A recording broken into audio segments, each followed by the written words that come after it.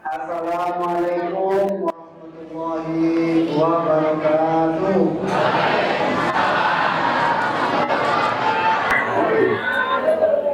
Alhamdulillah alladzi khalaqal mauta wal hayata liyabluwakum ayyukum ahsanu amala. Asyhadu an la ilaha illallah wahdahu la syarika lah wa asyhadu anna Muhammadan abduhu wa rasuluh wa sallallahu ala Muhammad wa ala alihi wa sahbihi wa barik wa sallim. Yang terhormat Mubarak penceramah kegiatan halal bihalal Masjid Mufidah hari ini, Ustaz yang kami hormati Ketua Kabir Masjid Mufidah dan jajaran pengurus Kabir, serta Bapak Ibu jamaah kita Masjid Mufidah.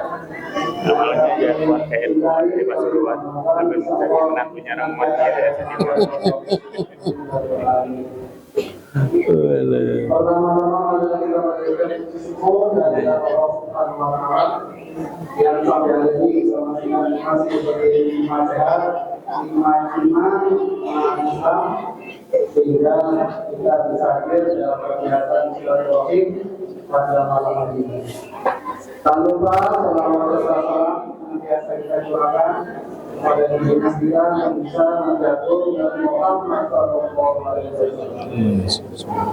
Kalau itu belum kami membacakan dengan acara pada malam hari ini, izinkan masih dalam bulan Syawal saya mewakili keluarga besar Masjid Mufidah, keluarga besar Markas Tinggi mengucapkan selamat Hari Raya Idul Fitri 1445 Hijriah dengan iringan doa atau dalam qulubuna wa qulubum atau berjalan. Semoga manfaat kita diterima oleh Allah. Innal arifin wal arifin, mohon maaf lahir. Setelah itu izinkan saya membacakan dengan acara pada malam hari ini. Yang pertama adalah pembukaan, yang kedua adalah pembacaan ayat suci Al-Quran, yang ketiga sambutan oleh Ketua Kabir Masjid Mufidah, dan yang keempat acara inti yaitu tausiah yang akan disampaikan oleh Ustaz Husnul Fatih. Kemudian nanti akan ditutup dengan doa dan bersama-sama. Marilah kita meninjau acara yang pertama yaitu pembukaan. Mari kita awali kegiatan halal bihalal di Masjid Mufidah pada malam ini dengan bacaan basmalah bersama-sama. Bismillahirrahmanirrahim. Acara selanjutnya yaitu pembacaan ayat suci Al-Quran kepada Ustaz Didi. Kami persilakan. Assalamualaikum warahmatullahi wabarakatuh.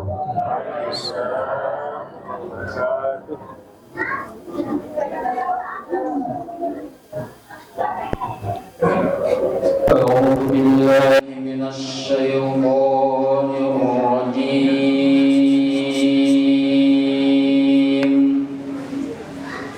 Cidan taruh cicit. Bismillahirrahmanirrahim.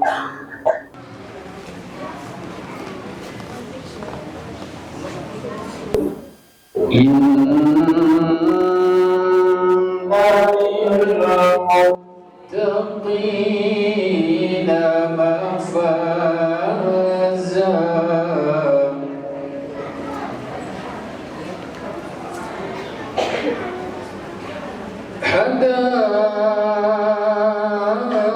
حدائق وأعنابا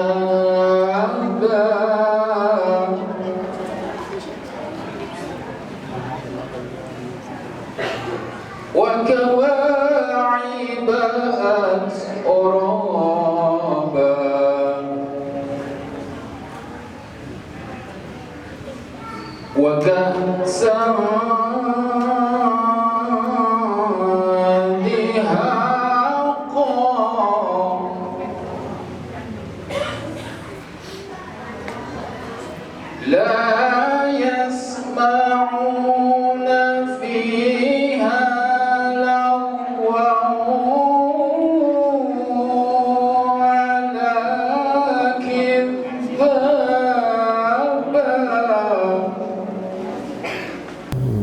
Kami kader di Masjid Fatimura.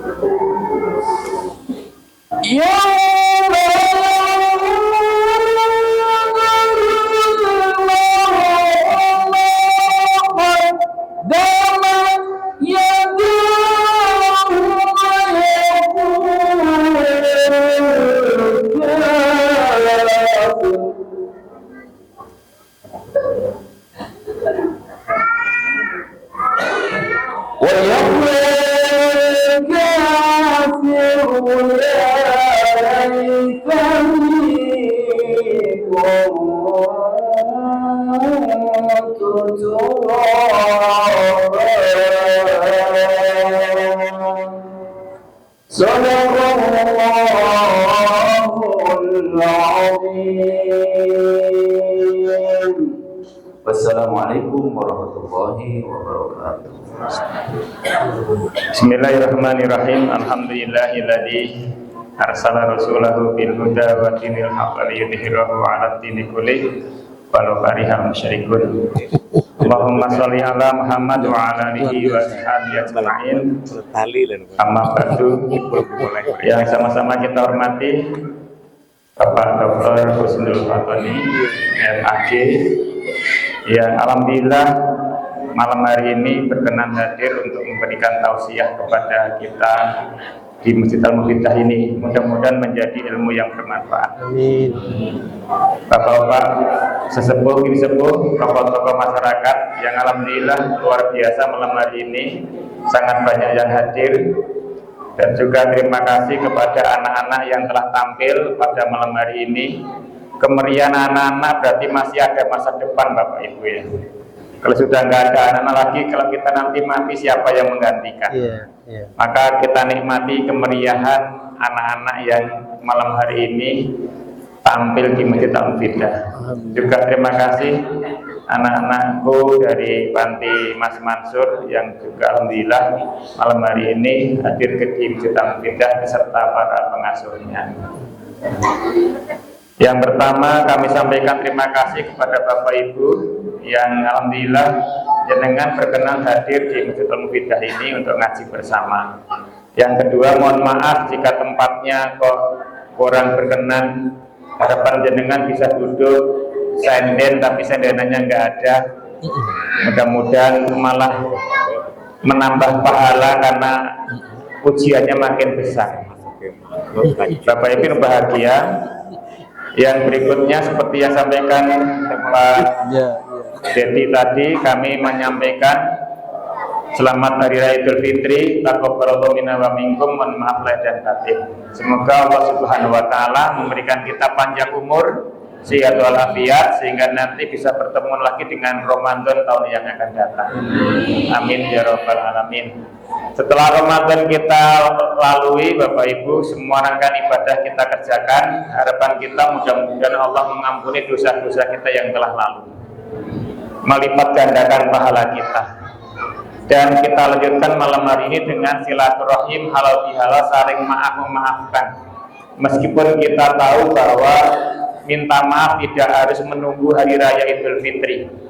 Nanti jangan sampai ibu-ibu minta maaf kepada bapaknya, Pak mohon maaf ya lahir dan batin, mohon nunggu riyoyo. Begitu juga bapak-bapak kalau minta maaf kepada ibu-ibu, insya Allah ibunya nggak akan menjawab benain riyoyo. Ya nek nutup waktunya sampai ketemu riyoyo kalau enggak. Oleh karena itu malam hari ini kita silaturahim halal bihalal. Mudah-mudahan Allah memanjangkan usia kita, Allah memberkahi rezeki kita dan menjadi rezeki yang melimpah. Amin ya rabbal alamin. Mungkin itu saja karena pengajian hari ini adalah pengajian bukan mendengarkan sambutan ya. Maka yang paling banyak mari kita ikuti pengajian bersama-sama dengan Pak Haji Husnul Fatoni. Kurang lebihnya mohon maaf. Assalamualaikum warahmatullahi wabarakatuh. Bismillahirrahmanirrahim. Assalamualaikum warahmatullahi wabarakatuh. Alhamdulillah alladzi anzala sakinata fi qulubil mu'minin liyazdadu imanan ma imanihim walillahi junudus samawati wal ardi wa kana Allahu aliman hakima. Asyhadu an la ilaha illallah wahdahu la syarikalah wa asyhadu anna Muhammadan abduhu wa rasuluh la nabiyya ba'da. Allahumma salli wa sallim wa barik ala hasan nabiyil karim nabiyina Muhammadin wa ala alihi wa sahbihi ajmain.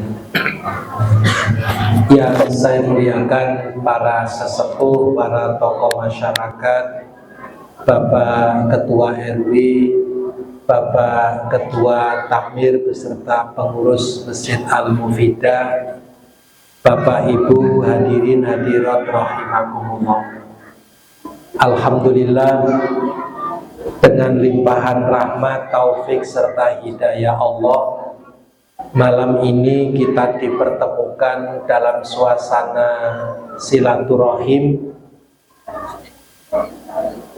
dalam rangka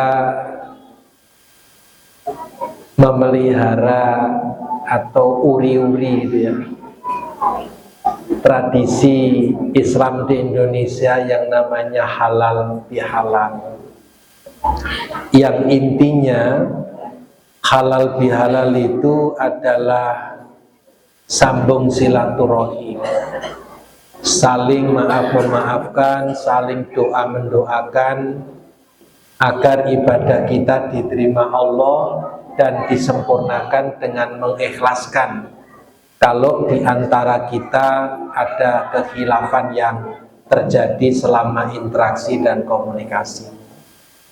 Kita bersyukur pula malam ini yang hadir sampai berpikir ulang masjid ini dibesarkan ya Pak, karena saking banyaknya.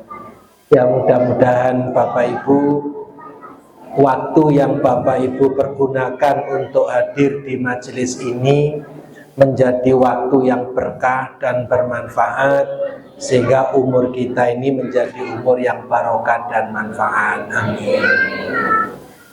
Bapak Ibu yang dirahmati Allah, dalam acara halal bihalal ini saya mengajak untuk membangun spirit silaturahim. Spirit itu artinya semangat.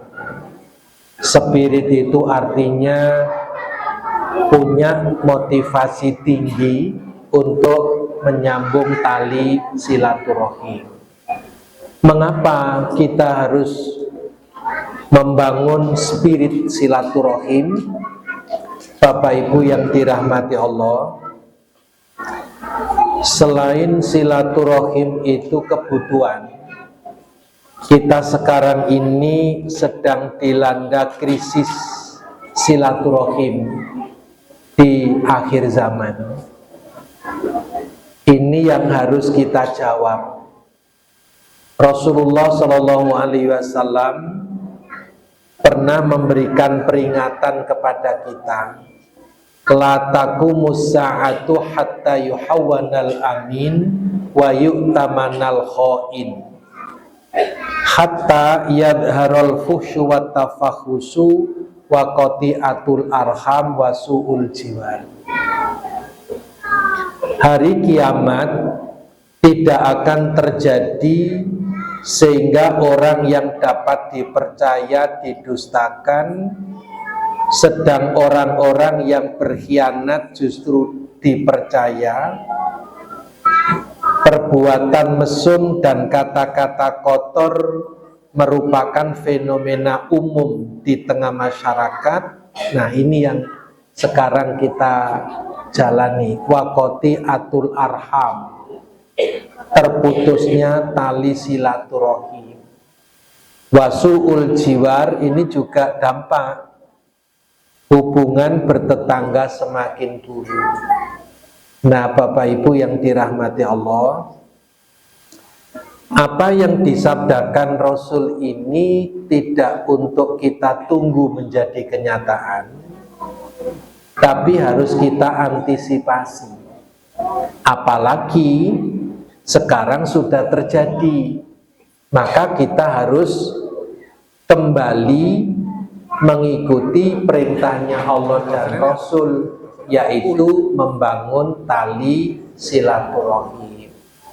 Kalau selama Ramadan hablum minallah kita kan ajek, hablum minallah kita istiqomah, maka sesudah Ramadan hablum minannas harus dibangun. Selain tetap berhablum minallah, juga tetap berhablum minannas. Nah, ini prihatin kita sekarang sedang dilanda ini ya. Jadi orang yang dapat dipercaya didustakan, orang yang berkhianat justru dipercaya, perbuatan mesum, kata-kata kotor menjadi budaya di masyarakat. Terputusnya tali silaturahim dan hubungan bertetangga semakin buruk. Apalagi dalam suasana perpolitikan di negara kita, ini rawan sekali merusak silaturahim ketika Apa yang disabdakan Rasul ini justru dilestarikan. Nah, ini hadis Rasul yang pertama. Yang kedua, Rasul Shallallahu Alaihi Wasallam memberi peringatan, sayati alaikum zamanun la yakunu a'azza min salasatin dirhamun halalun au akhun yasta'nisu bihi au sunnatun ya'malu biha. Rawahu Ahmad. Akan datang suatu zaman kepada umatku, mereka tidak bangga terhadap 3 persoalan. Pertama, tidak bangga terhadap harta yang halal. Berarti apa? Harta haram jadi kebanggaan, harta haram jadi rebutan, harta haram dipamer-pamerkan. Bapak Ibu mengikuti kan berita korupsi 272 triliun, ikuti kan? Itu barang haram atau halal? Haramnya 24 karat kan, ya kan? Terus dipamer-pamerkan, ngasih hadiah putranya saja pesawat terbang juga. Tapi hasil haram, bukan haknya itu. Sekarang jadi pameran itu. Dan ternyata berjamaah. Berjamaah. Jadi ketika harta haram itu jadi kebanggaan, orang tidak bangga memperoleh harta yang halal, maka ini sangat membahayakan kehidupan. Orang makan harta halal itu tidak merugikan siapapun, karena nggak merampas hak siapapun. Tapi orang makan harta haram pasti merugikan banyak pihak. Dan yang dirugikan ya kita, rakyat ini. Ya kan? Nah, karena itu Bapak Ibu, kita sekarang sedang disuguhi sebuah pameran, harta haram jadi pameran, harta haram jadi rebutan, harta haram dibanggakan. Yang kedua, awahun yasta'nisu bihi. Di zaman akhir itu banyak orang tidak bangga kalau bersaudara itu tulus dari hati ke hati. Berarti apa? Persaudaraan di akhir zaman itu selalu dihitung untung dan rugi. Kalau persaudaraan itu menguntungkan, terus dijalin. Tapi kalau persaudaraan itu tidak lagi memberi keuntungan, maka persaudaraan seringkali putus. Sehingga muncul filsafat materialisme. Yaitu apa? Tidak ada musuh yang abadi, tidak ada teman yang abadi adalah kepentingan pribadi. Kalau di akhir zaman orang dihadapkan dengan kepentingan pribadi, teman bisa berubah jadi lawan, lawan bisa berubah jadi teman. Walaupun teman seakidah, ketika sudah nggak memberi keuntungan, akhirnya jadi lawan. Walaupun lawan itu tadinya tidak seakidah, namun bisa memberi keuntungan, bisa berangkulan seperti lawan, seperti kawan seakidah dan seagama. Saudara senasab bisa jadi musuh ketika sudah tidak lagi memberikan keuntungan. Nah, inilah putusnya hubungan silaturahim. Dan yang ketiga, ausunnatun ya'malu biha. Umat Rasul di akhir zaman itu tidak bangga kalau beramal berdasarkan sunnah. Berarti apa? Lebih bangga amalan itu berdasarkan budaya, tradisi, kebiasaan yang berkembang di masyarakat. Akhirnya apa? Yang budaya dianggap sunnah, yang sunnah dianggap budaya. Yang budaya karena dianggap sunnah, motivasinya dapat pahala dari mengamalkan budaya. Tapi ketika mengamalkan sunnah karena dianggap budaya, hal itu dianggap sebuah kebiasaan. Maka berbahaya sekali kalau amal-amal itu didasarkan pada kebiasaan, budaya, atau tradisi yang pernah berkembang di masyarakat. Nah, untuk itu Bapak Ibu, agar silaturahim ini terjalin dengan baik, maka hasil puasa kita ini kan takwa, la'allakum tattaqun. Maka agar takwa ini terjaga dengan baik, maka habluminallah harus tetap dijaga agar melahirkan kesolehan ritual dan kesolehan spiritual. Kesolehan ritual itu istiqomah melaksanakan ibadah mahdho, sholat, zakat, puasa, zikir, baca Quran.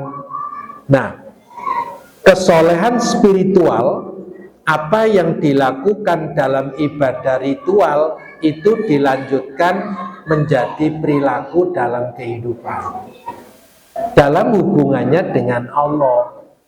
Jadi ketaatan dalam sholat itu juga muncul ketaatan dalam perilaku. Kan inna sholata tanha anil fahsya wal munkar. Sholat adalah ibadah ritual, harus dilanjutkan menjadi ibadah spiritual, yaitu apa? Sesudah sholat terkendali untuk tidak berbuat keji dan mungkar. Itulah spiritualitasnya. Demikian pula ketika takwa itu harus dijaga dengan memelihara hablum minannas. Maka dengan menjaga hablum minannas memiliki tingkat kesolehan ketiga, yaitu memiliki kesolehan sosial. Hubungan baik dengan masyarakat terjalin dengan baik. Dengan begini kita bisa menjawab dua hadis yang disabdakan oleh Rasul tadi, sehingga kita tidak menjadi pelaku krisis ukhuwah, krisis silaturahim yang berkembang di zaman seperti sekarang ini. Nah, selanjutnya Bapak Ibu, kesolehan sosial ini bentuknya adalah silaturahim. Maka perlu dicatat, silaturahim itu rohnya hablum minannas. Hubungan dengan sesama manusia itu bernilai atau tidak, hidup atau mati, itu tergantung rohnya. Nah, rohnya hablum minannas itu adalah silaturahim. Silah itu hubungan, ar-rahim itu cinta kasih.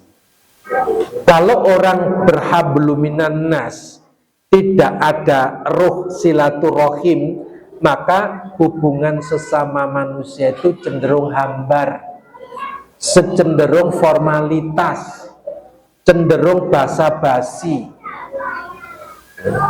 Ya ketemu, ngobrol ya ngobrol, tapi tidak bersumber dari ketulusan hati. Ya. Senyum ya senyum, tapi rada kecut senyumnya itu. Ya. Kadang ketemu senyum, berpisah mencep. Ya kan begitu. Itu silat, itu hablum minannas yang tidak ada rohnya.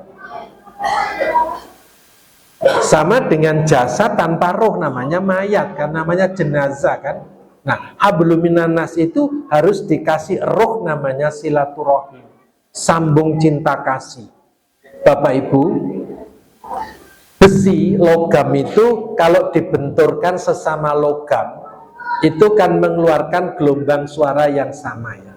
Maka kalau kita bertemu siapapun, kita bersilaturahim, kita berhablum minannas, itu yang kita pancarkan adalah cinta kasih penuh ketulusan dalam diri, maka orang yang kita cintai dan kita sayang itu membalas dengan gelombang cinta yang sama. Itu istilahnya dalam teori resonansi namanya. Teori resonansi itu mengatakan kalau logam dibenturkan dengan sesama logam akan melahirkan gelombang yang sama. Nah, kalau kita ini di dalam berhablum minan nas, sambung rasa, sambung cinta, sambung kasih, sambung dari hati ke hati, maka itulah hablum minan nas yang hidup. Tidak basa-basi, tidak formalitas. Ya. Nah, maka Bapak Ibu, mari sekarang kita kuatkan silaturahim itu dengan cara seperti ini, Bapak. Bapak Ibu yang saya muliakan, pembagian ini mudah-mudahan bisa dipahami dengan gampang ya. Untuk membangun, mewujudkan silaturahim, kita harus saling ya. Saling itu ya, saling itu saya memberi salam, Bapak menjawab salam, itu saling ya. Nah, saling peduli itu wujud silaturahim. Saudara kita ada yang sakit, kita peduli. Ada yang kesulitan, kita peduli. Ada yang dalam kondisi kena musibah, kita peduli. Itulah silaturahim berangkat dari hati. Kita memberi maaf. Tadi Pak Haji Bambang menyampaikan kita saling bermaaf-maafan. Saling. Jangan yang satu tidak memberi maaf. Kita mesti membangun saling bermaaf-maafan. Saling berempati. Ikut merasakan derita yang dialami oleh saudara kita, itu silaturahim. Saling doa mendoakan, itu silaturahim. Saling tolong menolong. Nah, kalau saling yang bagus-bagus ini kita wujudkan, maka silaturahim kita betul-betul hidup. Silaturahim yang sejati, yang hakiki, dan ini mengantarkan kita hidup menjadi damai, nggak ada masalah. Sebaliknya, kita harus menjauhi perusak silaturahim. Apa perusak silaturahim itu? Saling membiarkan. Ada temannya sakit, dibiarkan. Ada temannya kesulitan, dibiarkan. Ada temannya mengalami berbagai musibah, dibiarkan. Rasul melarang kita membiarkan kesulitan yang dihadapi oleh orang lain. Beliau pernah bersabda begini, ma amana bihi man bata sab'an wa jaru jaiun wa huwa ya'lamu bi. Tidak termasuk orang yang beriman kepadaku kalau semalaman tidur nyenyak karena kekenyangan, sedangkan tetangganya tidak bisa tidur karena kelaparan. Wa huwa ya'lamu bi, dia tahu tapi tidak mau tahu. Artinya, orang itu kalau membiarkan orang lain menderita kesulitan, oleh Nabi dibilang tidak termasuk golongan orang yang beriman kepadanya. Kalau dibalik, Rasul tidak mengakui sebagai umat beliau kalau orang itu ngorok semalaman karena kekenyangan, sedangkan tetangganya tidak bisa tidur karena kelaparan dan dia tahu tapi tidak mau tahu. Itu tidak diakui sebagai umat Rasulullah SAW. Karena itu perusak silaturahim itu melakukan pembiaran. Perusak saling mendendam, padahal kita ini diperintahkan saling memaafkan, saling menonjolkan ego. Kalau orang saling menonjolkan ego, dia akan muncul perilaku sombong di mana dan kapanpun mereka berada. Saling memfitnah, ini berbahaya sekali. Kemudian saling merugikan. Bapak Ibu yang dirahmati Allah, saling merugikan ini menyebabkan derajat manusia itu menjadi rendah, lebih rendah daripada sampah. Sampah itu yang sudah dibuang itu masih memberi manfaat. Siapa yang mengambil manfaat? Pemulung. Kertas dikumpulkan kertas, kardus dikumpulkan kardus, plastik dikumpulkan plastik, logam dikumpulkan logam, disetor ke pengepul sudah berubah jadi uang. Itu sampah yang tidak dikasih akal, tidak diturunkan agama, tidak diutus Rasul kepada sampah, tidak diberi kitab suci, masih memberi manfaat.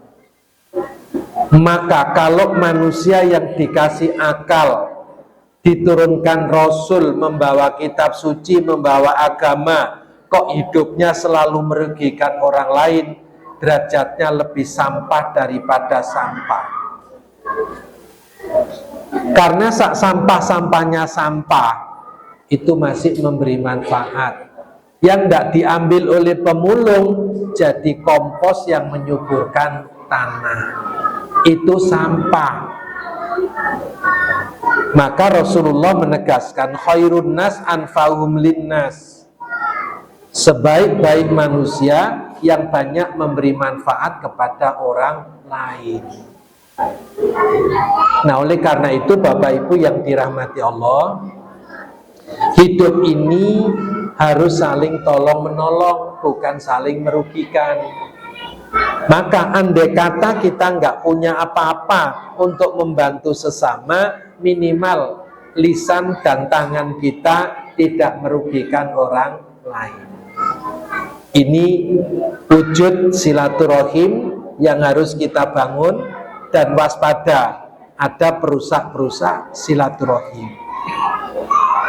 Maka sesudah Ramadan ini kita punya PR besar untuk mewujudkan ini.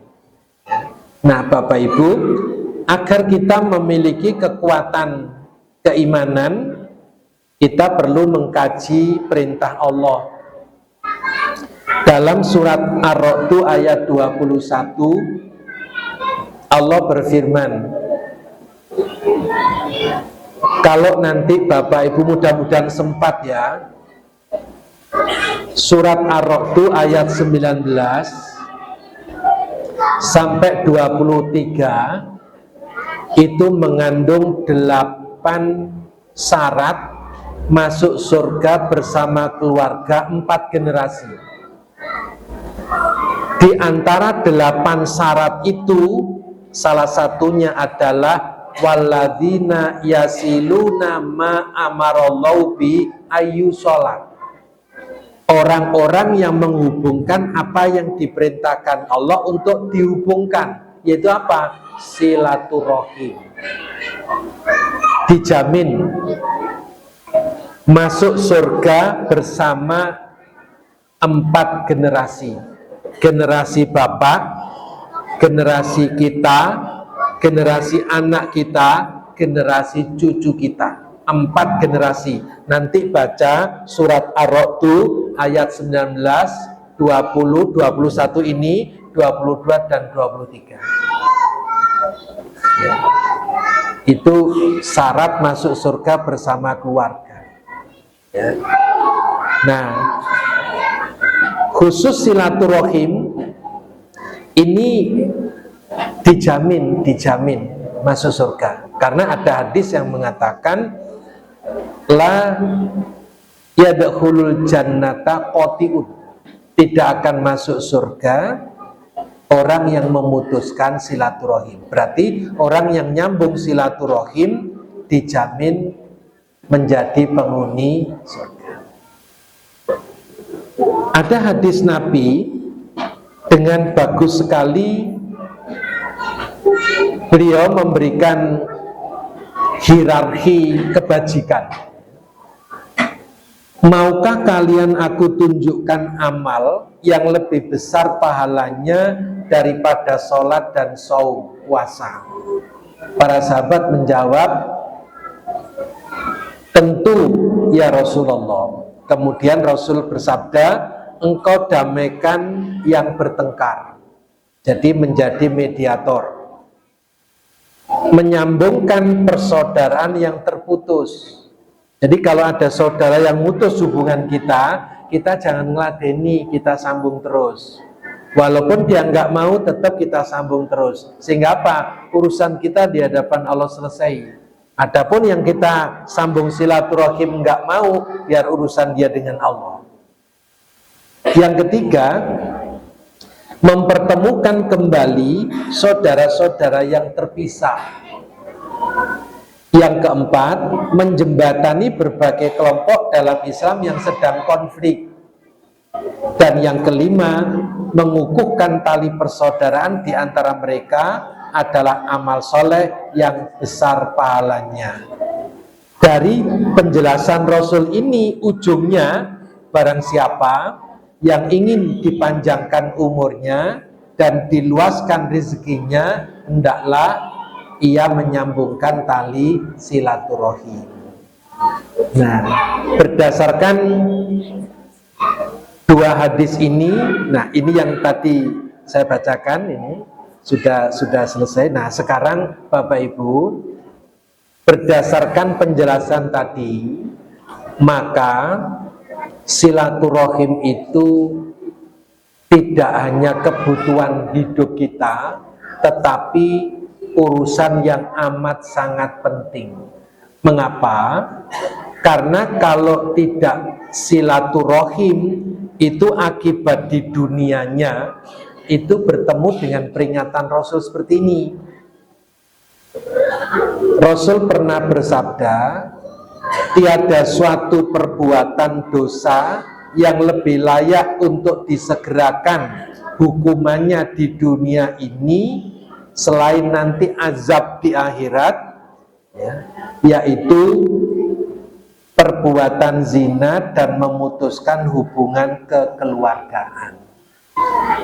Maka agar di dunia tidak menerima azab ini, maka taubatlah dengan taubatan nasuha. Sambunglah tali silaturahim agar kita tidak menerima azab. Bapak Ibu, orang yang memutuskan hubungan silaturahim, dia akan disiksa dengan 9 siksaan. Orang yang memutuskan hubungan silaturahim akan disiksa dengan 9 tangga siksaan, dan penderitaannya meningkat sampai puncak. Pertama, orang itu kalau putus pastikan tumbuhnya rasa permusuhan. Jadi kalau tidak silaturahim, maka pasti kalau putus silaturahim pasti muncul permusuhan. Dan punya musuh itu tidak nyaman. Jangankan punya musuh banyak, punya musuh satu saja sudah sibuk ngurusi musuhnya, tidak sibuk ngurusi saudaranya, tapi sibuk sekali ngurusi musuhnya. Orang punya musuh itu kalau simpangan itu cari jalan alternatif. Ya. Mau ke Melijo, ada musuhnya, nggak jadi. Responnya tinggi, berarti ngalami kayaknya. Jadi kalau punya musuh ada di Melijo, nggak jadi. Dilihat lagi, kok masih di situ ngomong, lapoi konoan itu seneng konoai gitu. Karena punya musuh. Kalau nggak ada musuh, nggak pernah mengatakan kayak gitu. Karena ada musuh, nah apa konoan itu kono. Manggilnya konoan. Demikian pula ketemu musuhnya itu nggak mungkin senyum, mesti meletot, mencep, pelerak-pelerok, seledat-seledot, mencap. Itu telu itu duluring. Tapi kalau nggak punya musuh, insya Allah enggak. Jadi orang punya musuh itu tersiksa, Pak, menderita. Nah, apa berhenti menderita karena punya musuh? Enggak, muncul. Orang punya musuh itu kegiatannya mesti suudzon kepada musuhnya. Apa ada orang bermusuhan saling husnuzon? Tidak ada, Pak. Orang bermusuhan itu mesti saling suudzon, buruk sangka. Musuhnya itu terus disangka buruk. Apa berhenti di situ? Enggak. Untuk membenarkan buruk sangkanya, dia melakukan kegiatan namanya tajassus. Tajassus itu sibuk mencari aib, kelemahan, kekurangan orang yang disuudzoni dan orang yang dimusuhi. Apa berhenti tajassus? Tidak, naik lagi menjadi ghibah, menggunjing. Nanti Bapak Ibu baca surat Al-Hujurat 12. Struktur ayatnya itu Allah melarang suudzon, inna ba'dadzon ismun wala tajassasu wala yaktab ba'dukum ba'do. Strukturnya begitu ayatnya. Munculnya kalau orang putus silaturahim, tumbuhlah rasa permusuhan. Orang punya musuh mesti buruk sangka, namanya suudzon. Orang buruk sangka mesti mencari pembenaran dari sangkaan buruknya. Lewat apa? Tajassus. Hasil tajassus menjadi bahan ghibah. Bapak Ibu, orang gunjing ghibah itu tidak akan mungkin terjadi tanpa bahan. Lah bahannya ghibah didapat dari tajassus. Wartawan tidak mungkin nulis berita tanpa sumber berita. Maka wartawan itu belusuan nyari sumber berita. Semakin banyak sumber berita yang didapat, tulisannya semakin banyak. Nah, kalau hasil tajassus banyak, ghibahnya semakin khusyuk. Ya, itu. Dan itu tersiksa. Maka semakin banyak orang yang mau diajak ghibah, semakin melebarkan permusuhan. Yang tidak mau diajak ghibah, dimusuhi. Wancane bolone gitu. Mangkane tak kaisi tak berita enggak ngerespon. Ancane bolone balak-balik ancane tok ae. Jadi melebarkan musuh, Pak. Itu ghibah. Apa berhenti ghibah? Enggak. Meningkat jadi namimah. Namimah itu mengadu domba. Dan kegiatan adu domba itu mesti ngompori rasa benci. Apa ada adu domba ngompori rasa cinta kasih? Ora ono, Pak. Yang namanya adu domba, sejane domba itu enggak mau tengkar kok. Ya kan? Domba itu mau tengkar karena diadu. Beda dengan kucing, memang kerjanya kucing kerah. Kucing itu walaupun nggak diadu, kerjanya kerah sampai bonyok semua mukanya itu. Domba itu sebenarnya nggak mau diadu kok. Ketika domba diadu, dimunculkan rasa benci, sehingga apa? Gaprokan. Nah, kalau manusia seperti itu Bapak Ibu, kan jahat sekali.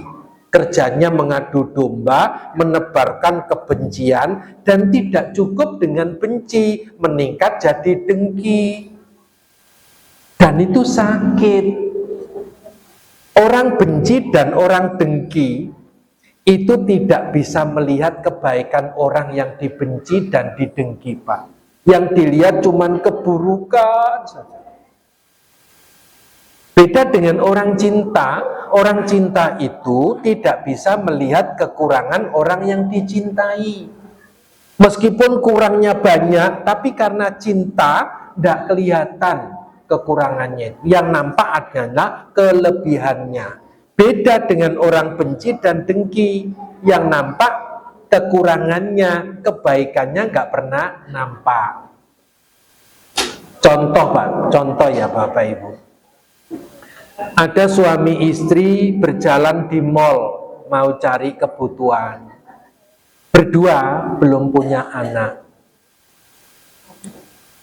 Suaminya itu ganteng kayak Pak Bambang ini.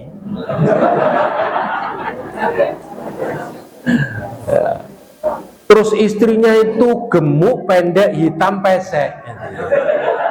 Tapi bukan istrinya Pak Bambang loh ya. Ini contoh. Jadi suaminya ganteng kayak Arjuna Menek Bode gitu. Lah kok istrinya itu gemuk, hitam, pendek, pesek. Suami istri ini mesra sekali, gandengan rangkulan. Loh, yang lihat itu lo melongo. Kok iso duwe bojo ngono iku? Berarti orang yang melihat tidak menggunakan kacamata cinta, tapi kacamata cemburu. Kok iso duwe bojo? Sing nglakoni itu lho iso. Lah lapo sing gak nglakoni kok takon-takon kok iso duwe bojo koyo ngono. Lah ngapain itu? Kelompok satu lagi ketok opo itu. Loh, suaminya itu loh sudah melihat dengan mata cinta karena dia itu mar'atus sholihah. Ya, ngapain yang nggak ngelakoni kok komentar ketok opo itu? Itu kan maksudnya kok gak ketok aku wae gitu kan? Itu kalau tersiksa orang benci dan dengki itu Pak. Ya, karena itu menderita sekali. Kalau putus silaturahim karena kemudian memunculkan permusuhan sampai ke level dengki. Apa berhenti dengki? Enggak, mesti menyebarkan fitnah. Apa cukup menyebarkan fitnah? Maka terjadilah dendam kesumat namanya. Nah Bapak Ibu, sekarang mari kita tanya. Di mana tenangnya orang hidup? Kalau setiap hari itu disiksa dengan 9 siksaan ini.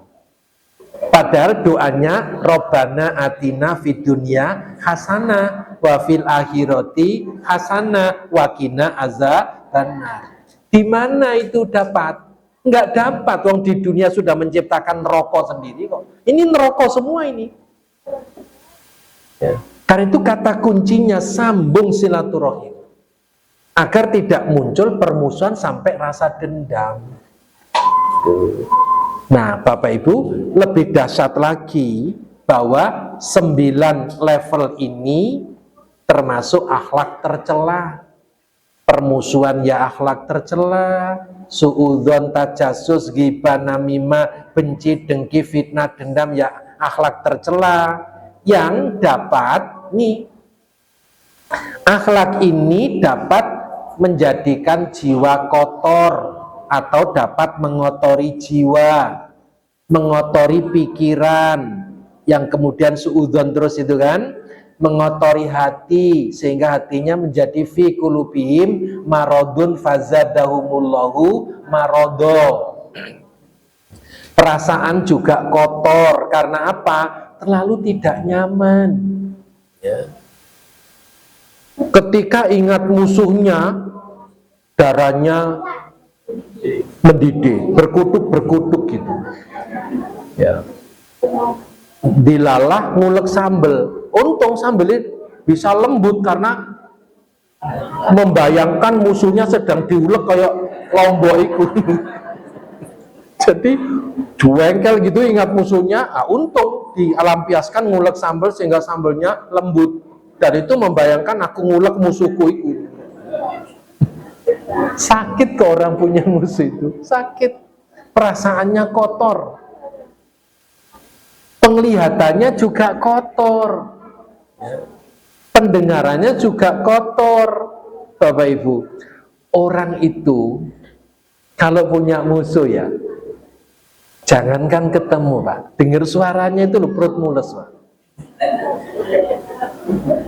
Orang itu kalau punya musuh, jangankan ketemu, dengar suaranya itu loh munek-munek Pak. Ya. Tapi tenang saja, tenang saja. Orang yang benci dengan suara azan, dengar azan itu gatel telinganya Pak. Ya. Ya. Tapi orang yang dengar suara azan, senang dengar suara ayat-ayat suci Al-Quran, itu malah didengarkan dengan penuh penghayatan. Sama dengan orang itu kalau sudah nggak senang dengan orang, dengar suaranya itu ya sakit hati Pak, sakit hati. Karena itu kotor semua. Nah perilakunya juga kotor. Jadi perilaku kotor ini yang menandakan bahwa 9 persoalan ini harus dibersihkan. Kuncinya satu, sambung silaturahmi agar di dunia ini tidak tersiksa. Lanjutannya agar di akhirat juga tidak tersiksa. Nah, la yadkhulul jannata qati'un, yakni qati'a rahim, muttafaqun alaih. Dari Jubair ibnu Mut'im bahwa Rasulullah bersabda tidak akan masuk surga seorang yang putus, yaitu memutuskan tali kekerabatan, memutuskan tali silaturahim. Bapak Ibu, saya lihat sudah banyak yang selonjor, yang sendiri, yang sudah manduk-manduk. Saya jadi nggak enak kalau saya terus-teruskan. Ini sudah 45 menit masalahnya saya ceramahnya. Cukup dulu, insya Allah nanti kita sambung pada kajian bulanan. Mudah-mudahan saya masih bisa nyisakan waktu di sela-sela kesibukan saya. Mohon maaf ya, karena saya ini masih aktif, belum pensiun. Saya semester ini ditugasi ngajar 9 kelas. Jadi 9 kelas di berbagai fakultas. Jadi waktu saya habis, belum kajian rutin. Semua subuh sudah habis waktu saya. Dan maghrib isya ya hampir habis. Kecuali Jumat ketiga, mudah-mudahan tidak benturan dengan jadwal ustadz lain. Mudah-mudahan nanti saya sisipkan Jumat ketiga, tapi bukan bulan depan ya, tapi bulan depannya lagi aja, karena bulan depan sudah terisi. Itu aja Pak Bambang dan Bapak Ibu sekalian, mohon maaf sudah lama tidak silaturahim ke sini. Alhamdulillah hari ini bisa sambung lagi, dan mudah-mudahan Bapak Ibu saya doakan sehat walafiat, panjang umur yang barokah dan manfaat, rezeki yang halal dan thayyibah, rumah tangga yang sakinah mawaddah warahmah, anak-anak yang sholih dan sholihah. Mudah-mudahan kita semuanya menjadi ahli surganya Allah Subhanahu wa taala. Hadanallahu wa iyyakum ajmain. Wassalamualaikum warahmatullahi wabarakatuh.